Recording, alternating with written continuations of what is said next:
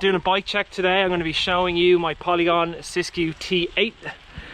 I'm just pedaling to somewhere now that will have a good view and not be so windy, so I can take you through my whole bike, the entire setup. Really happy with how the bike's turned out. If I've done my job right, I've somehow created a nice collage of images zooming in and out of the bike with music. So fingers crossed that works out. I videoed it in 4K, so hopefully there's good detail as well. And I don't know if my shadow's in shot either, but I'll find out when I get home. Without wasting any more time, let's get into it.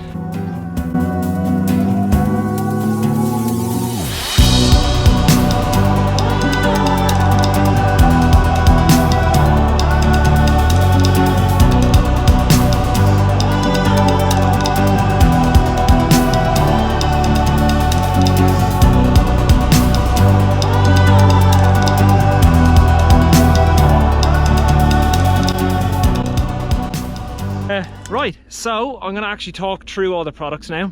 Let me just clean this. That's better. I'm here with the bike, and this is my Polygon Siskiu T8. It's a size large frame, it's fully alloy, and it rips. Start off with the front suspension. I'm running Öhlins forks and Öhlins rear shock. These forks are called the 36 M2 or XF 36 M2.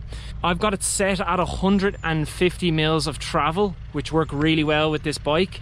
This bike's actually supposed to be 140 in the front, but I tend to over fork my bikes. I just like how it sets them up. In the rear, I've got 135 mils of travel. It's the Öhlins TTX2M rear shock, and I'm currently trying out a 425 pound spring. I've been going back and forth from 450 to 425, and I will be making my final decision soon. That's the suspension.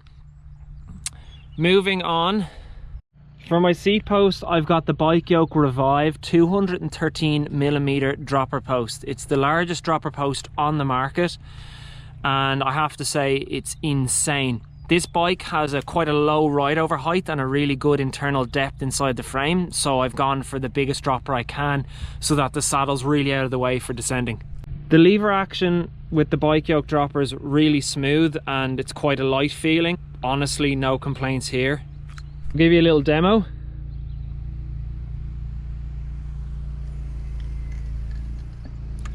That looks like I did it in slow-mo. I'm going to do it real time now as well. Because the lever action is so light, you can actually modulate it with your own hand. You can actually have it come up slowly or fast. It's quite easy. Look at these lads feckin' rebuilding tracks and making noise for me. Alright, that's better, Kieran. This year I'm back with WTB. I'm really happy to be back on their tyres.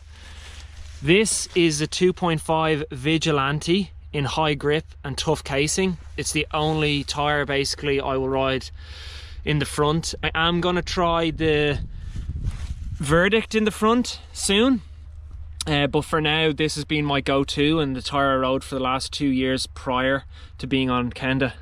And then in the back it's the Vigilante 2.3, so it's like its younger brother, first generation Vigilante. Tread pattern is similar. It's just a bit slimmer, of course, being 2.3 wide, and high grip, tough casing. I've got FSA's grid wheels.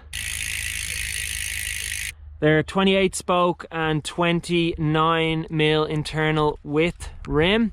I really like these wheels. They've never let me down, and you can get whatever free hub body you want.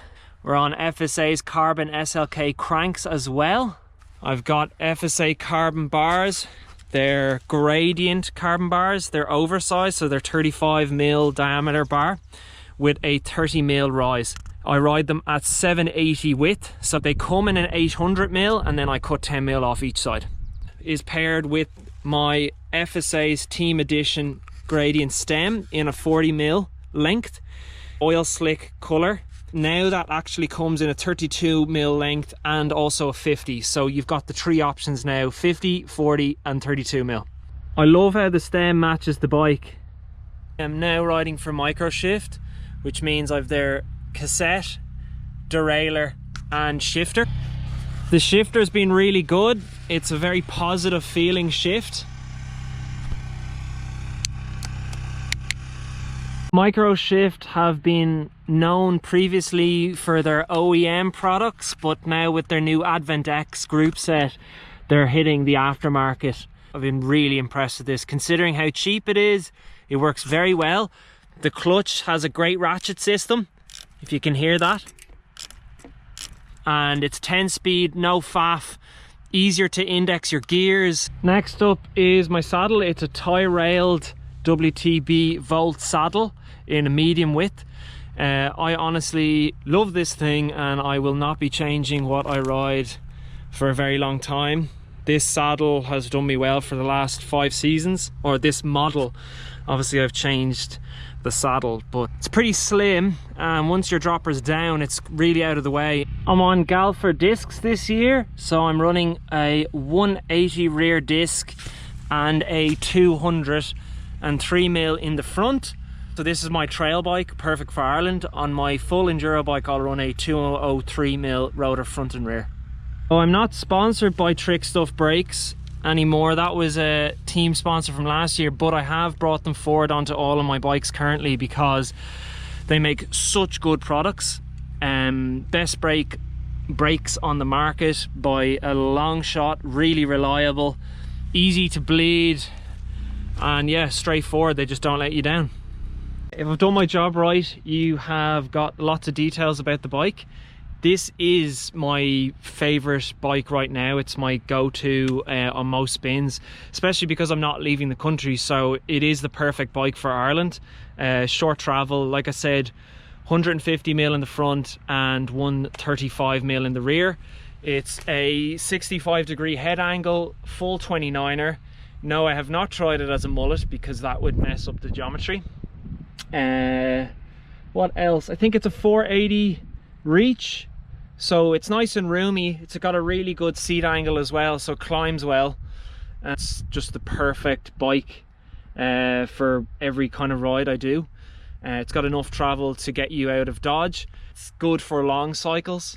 Like I said, I do all sorts of spins on this, and knowing that I can go have fun on any kind of trail or be out for hours and not get wrecked because it's quite light, it's cool. Yeah, well done Polygon.